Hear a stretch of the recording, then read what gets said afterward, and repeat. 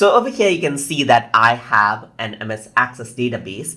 And let's say I want to make changes to the data, but I also want a backup of the data that I have right here before I make any changes. So in that case, what you can do is you can go to File, and then you can go around and click on Save As. And over here, you can see Backup Database is an option. So once you double click on this, what happens is that it opens up the Save As option right here, and you can go around, save the database right there.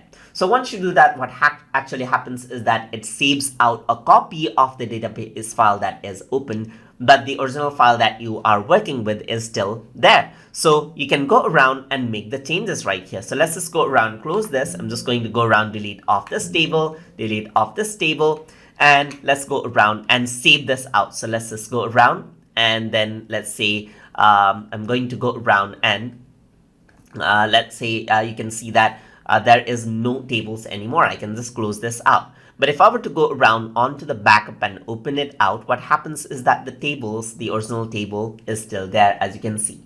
And that is how you can create a backup. So even if you mess out some things while you're actually going around making changes on your database, the original file is still there as a backup. So hope you guys learned something as always. And as always, please like, comment, share, and subscribe.